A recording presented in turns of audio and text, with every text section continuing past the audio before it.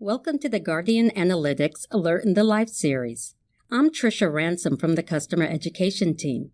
Today, I'll show you an example of business email compromise, also known as BEC. According to the FBI, BEC is a sophisticated scam that targets businesses regularly performing wire transfers.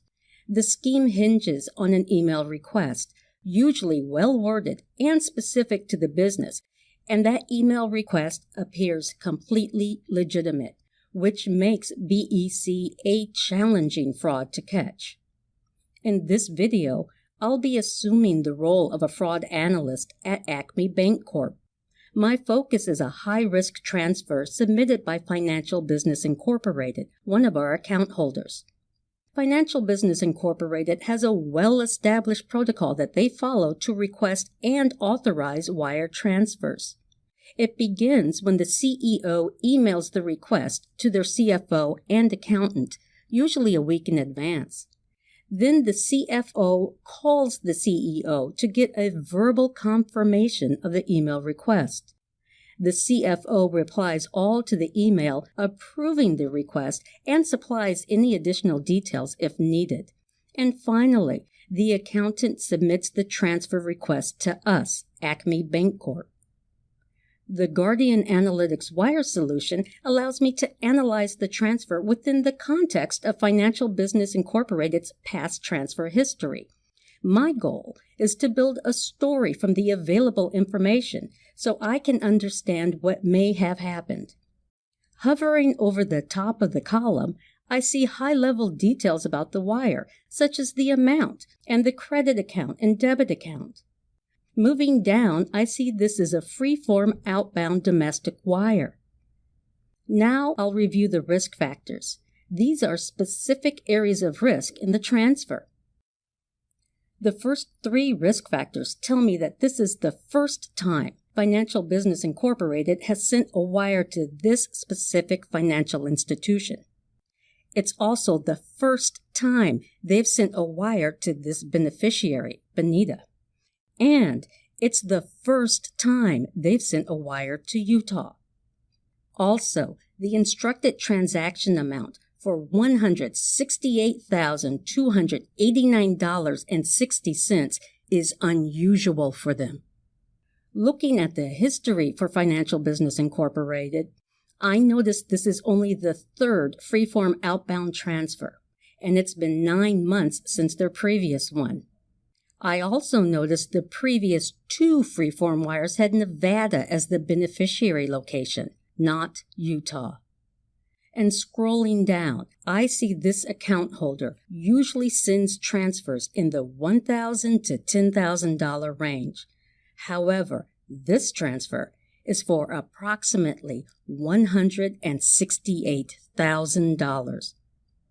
So I now know that Financial Business Incorporated, who normally submits wires from a template, is sending only their third freeform transfer, and it's going to a new beneficiary financial institution, and a new beneficiary state, and at $168,289.60, it is well above their normal transaction amount range.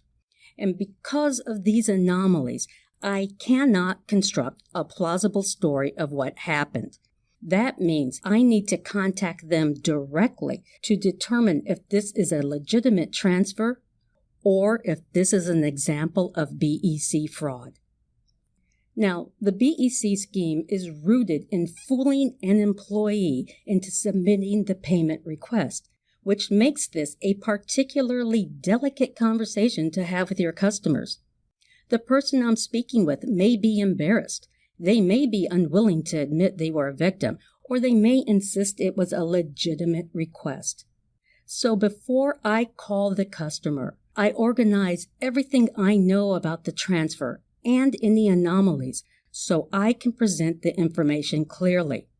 My strategy is to keep the conversation focused on learning what they know about why the transfer has anomalies, in this case the amount, what the transfer's for, who requested it, and how they requested it. I called Business Financial Incorporated and spoke with Chris, their accountant, about this transfer. He was adamant it was a legitimate request.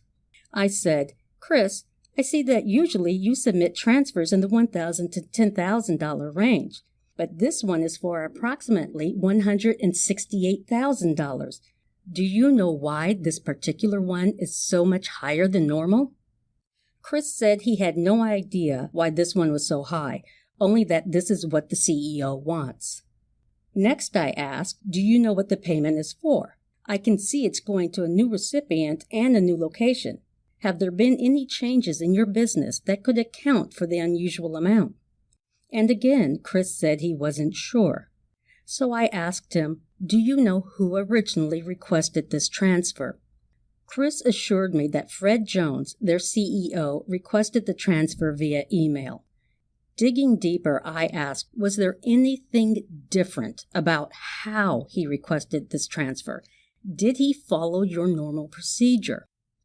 Unlike their usual protocol, this time the CFO was not CC'd on the original email.